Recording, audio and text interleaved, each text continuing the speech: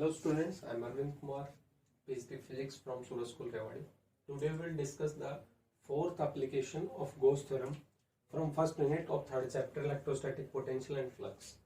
And our today's topic is to find the electric field intensity due to infinite thin uniformly charged plane sheet. If I'll correct it, then that means uniformly infinite thin uniformly charge sheet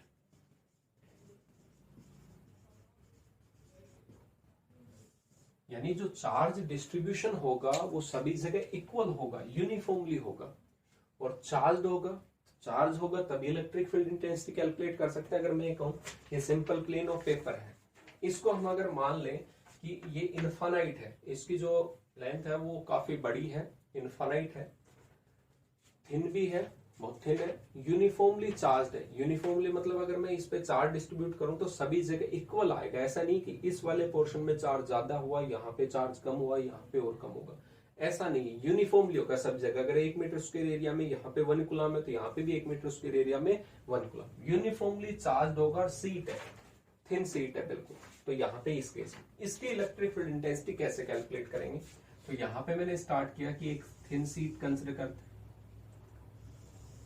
ये thin sheet हमने consider करी, ये infinite length की, इसलिए हमने इस seat को ऐसे अरेंज किया। इसके ऊपर पॉजिटिवली चार्ज है, यूनिफॉर्मली डिस्ट्रीब्यूटेड है, सभी जगह इक्वल होगा, ऐसा नहीं है कि कहीं पे ज्यादा हो कहीं पे कम, ठीक है, यूनिफॉर्मली चार्ज।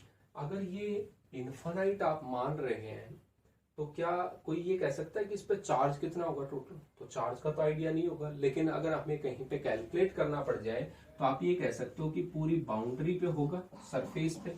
और सरफेस पे हम क्या लिखते हैं? Surface charge density. Surface charge density का मतलब 1 मीटर स्क्वायर एरिया अगर लेंगे तो उसमें जो चार्ज होगा that is called surface charge density. यहाँ पे 1 मीटर स्क्वायर एरिया लेंगे तो सरफेस चार्ज डेंसिटी, और इसको क्या लिखेंगे? टोटल चार्ज अपॉन में टोटल एरिया।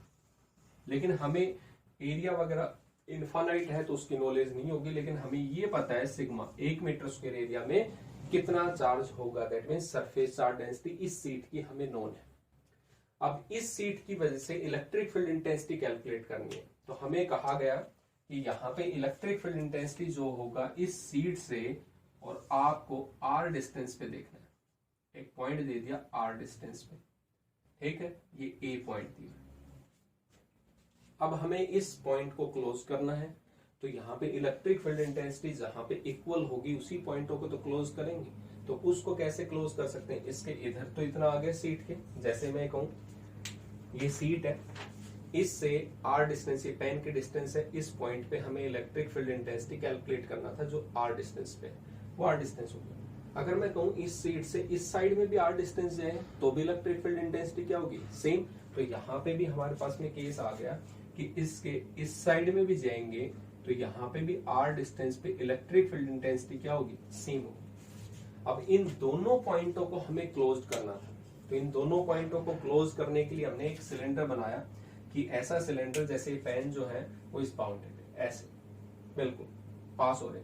तो यहाँ पे इस पॉइंट पे इस पॉइंट पे इलेक्ट्रिक फील्ड इंटेंसिटी सेम है, तो इन पॉइंटों को क्लोज करने के लिए हमने क्या किया? सिलेंडर बनाया। और सिलेंडर की इस सरफेस के ऊपर ए पॉइंट है, इस सरफेस पे बी है, और यहां पे अगर हम ध्यान दें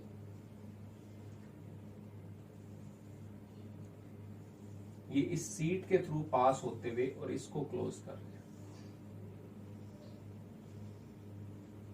ये हमने इसको क्लोज किया। इसकी टोटल लेंथ अगर आपसे कोई पूछे तो कितनी लेंथ होगी इसकी? 2r, क्योंकि सेंटर से था, इधर डिस्टेंस आ रहा है, इधर डिस्टेंस आ रहा है, तो टोटल डिस्टेंस कितनी होगी यहाँ पे? अगर इस पॉइंट को ऐसे क्लोज कर दें इनसाइड, इस पेज के बीचों बीच से दोनों पेन पास हो रहे हैं। यहाँ पे देखा जाए तो ये दोनों पेन जो है वो इधर पास हो रहे हैं, ठीक है। तो इस पेज का कितना एरिया कवर करेंगे? जितना इनका एरिया ऑफ क्रॉस सेक्शन होगा। तो यहाँ पे एरिया ऑफ क्रॉस सेक्शन हम कंसिडर कर लेंगे बाद में। अब आगे देखते हैं, गॉस थ्योरम अप्लाई करते हैं। तो हमारे पास में 3 फेसेस हैं। पॉजिटिव चार्ज था तो पॉजिटिव चार्ज की वजह से इस सरफेस पे इलेक्ट्रिक फील्ड तो अवे होंगी, तो इलेक्ट्रिक फील्ड यहां से पास होगी, इलेक्ट्रिक फील्ड पॉजिटिव चार्ज था इस सीट के इस साइड में भी इलेक्ट्रिक फील्ड पॉजिटिव है, तो इधर भी इस साइड में आएंगे, इधर भी इस साइड में, तो इलेक्ट्रिक फील्ड इस एरिया ऑफ क्रॉस सेक्शन से भी अवे होगी। अब दूसरा आता है एरिया वेक्टर। तो एरिया वेक्टर क्या होगा, हमेशा परपेंडिकुलर आउटवर्ड। तो इस सरफेस पे एरिया ऑफ क्रॉस सेक्शन पे देखें तो इसके परपेंडिकुलर आउटवर्ड होगा, ठीक है। यहां पे भी देखा जाए तो परपेंडिकुलर आउटवर्ड हुआ। तीसरा से सरफेस बचा ये कर्ड सरफेस एरिया, और कर्ड सरफेस एरिया पे कहीं पे भी आप ड्रॉ करोगे तो ये सरफेस एरिया की डायरेक्शन, कहीं पे भी देखेंगे तो परपेंडिकुलर आउटवर्ड। जैसे स्पेस से हम पास करें ऐसे, तो इसका perpendicular outward, but electric field कैसे होंगी, पैरेलल। तो इलेक्ट्रिक फील्ड ऐसे जा रही है, चाहे वो इस डायरेक्शन में हो, यहाँ पे भी surface area curd surface area का ये होगा, और इलेक्ट्रिक फील्ड ऐसे, तो एंगल कितना बनेगा इन दोनों के बीच में, 90 डिग्री। तो कर्ड सरफेस एरिया में angle between electric field intensity and area vector is 90 degree, and at area of cross section at both ends is 0 degree. तो यहाँ पे हम ये कह सकते हैं, according to total flux we divided it into 3 parts, 3 surfaces, first, second and third is curved surface area। तो यहाँ पे तीनों के थ्रू फ्लक्स जो होगा उसको अगर ऐड कर दें तो वही तो होगा, φ1 plus φ2 plus φ3। φ1 first area of cross section, इस सरफेस पे देखें इलेक्ट्रिक फील्ड और सरफेस एरिया जो था वो सेम था, तो यहाँ पे हम क्या लिख सकते हैं, एंगल जो था वो सेम डायरेक्शन में, EDS cos 0 डिग्री। इस सरफेस से देखें तो इधर भी इलेक्ट्रिक फील्ड इंटेंसिटी और एरिया वेक्टर दोनों सेम डायरेक्शन में है, तो इसमें भी जो होगा वो सेम, एंगल कितना आएगा, 0 डिग्री। थर्ड की बात करें तो थर्ड में इलेक्ट्रिक फील्ड इंटेंसिटी पैरेलल है, और एरिया वेक्टर जो होगा उसके perpendicular, curved surface area, complete curved surface area कितना होगा, EDS cos 90 डिग्री। और cos 90 कर्व्ड सरफेस एरिया के थ्रू कितनी number of electric field lines pass होंगी, 0।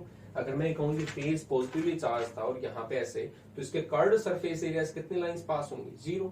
हाँ, एरिया ऑफ क्रॉस सेक्शन इधर से पास होंगी, इसके एरिया ऑफ क्रॉस सेक्शन से कुछ लाइनें पास होंगी, तो उन दोनों का फ्लक्स हमने ऐड कर लिया। सो टोटल फ्लक्स जो होगा that will be equal to EDS cos 0 cos 0 1, यहाँ पे भी 1, EDS प्लस EDS कितना हो जाएगा, 2EDS, क्योंकि हमने area of cross section DS माना था।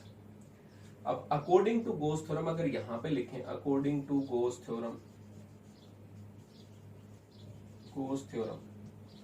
यहां पे total electric flux should be equal to, किसके इक्वल होना चाहिए, जो भी आपने गॉसियन सरफेस मानी है, ग्रीन बाउंड्री जो हमने एक सिलेंडर माना था, उसके इनसाइड में कितना चार्ज होगा, तो इनसाइड चार्ज अपॉन में एप्सिलॉन नॉट, क्योंकि यहाँ पे एयर। अब इसके इनसाइड में कितना चार्ज है, कोई बता सकता है, यहाँ पे सिंपल मैं कहूँ, इस सीट के ऊपर सरफेस चार्ज डेंसिटी एक यूनिट एरिया पे जो चार्ज था वो सिग्मा था, तो यहाँ पे कितना एरिया ऑफ क्रॉस सेक्शन पास हो रहा होगा, यहाँ पे इस तरीके से देखें इस सीट पे, तो ये जो पोर्शन होगा, जितना पैन इसका एरिया ऑफ क्रॉस सेक्शन है उतना ही तो क्रॉस कर सकता है इसमें, तो जितना एरिया ऑफ क्रॉस सेक्शन यहाँ पे था वही area of cross section centre पे होगा, तो हमें एरिया पता है यहाँ पे कितना था, DS।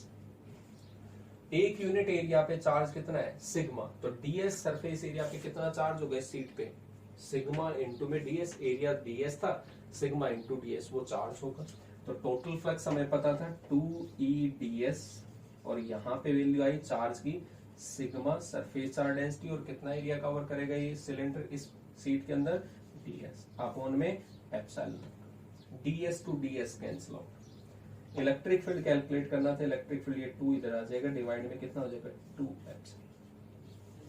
दैट मीन्स इस केस में एक इंपॉर्टेंट चीज है, इस सीट पे आप अगर कहीं पे डिस्कशन कर रहे हैं तो डिस्टेंस मैटर ही नहीं कर रहा, डिस्टेंस कहीं आया नहीं, हमने तो आर डिस्टेंस माना था, but it will be, it cancelled out. तो यहाँ पे अगर देखा जाए, इससे आप 1 सेंटीमीटर के डिस्टेंस पे हो तब पे भी electric field sigma, surface charge density same होगी, मीडियम सेम था, तो इलेक्ट्रिक फील्ड जी आप 1 सेंटीमीटर डिस्टेंस पे हो तब पे भी इलेक्ट्रिक फील्ड उतनी होगी, 10 सेंटीमीटर हो गया तब भी 100 सेंटीमीटर होगा तब भी इलेक्ट्रिक फील्ड, चाहे आप इस साइड में हो या उस साइड में हो, डिस्टेंस का केस आया नहीं। That means electric field intensity due to a plane uniformly charged sheet doesn't depend on distance. That means electric field is not dependent on distance. Distance पे डिपेंड नहीं करता। ये कंसेप्चुअल क्वेश्चन के लिए point याद रख लें। किस केस में? थिन सीट अगर आता है तो, ठीक है। तो यहाँ पे पॉजिटिव चार्ज था तो इलेक्ट्रिक फील्ड इंटेंसिटी अवे होगा, दोनों साइड में अवे। और अगर मैं यहाँ पे नेगेटिवली चार्ज लेता तो क्या होता? टुवार्ड्स होता। तो इलेक्ट्रिक फील्ड इंटेंसिटी पॉजिटिव की वजह से अवे होगा सीट से, और अगर नेगेटिवली चार्ज सीट होती तो इसका मतलब क्या होता? टुवार्ड्स द सीट होता। ये डायरेक्शंस के बेसिस पे तो इलेक्ट्रिक फील्ड इंटेंसिटी का मैग्नीट्यूड जो होगा वो डिस्टेंस पे डिपेंड ही नहीं करता। अगर आपको ग्राफ प्लॉट करना है तो इलेक्ट्रिक फील्ड इंटेंसिटी कितना आएगा? सिग्मा अपॉन में 2 एप्सिलॉन नॉट, और वो सेम रहेगा चाहे आप 1 सेंटीमीटर पे हो चाहे 100 सेंटीमीटर पे हो, सेम रहेगा। क्लियर हुआ? तो यहाँ पे ये केस था। Okay, thank you.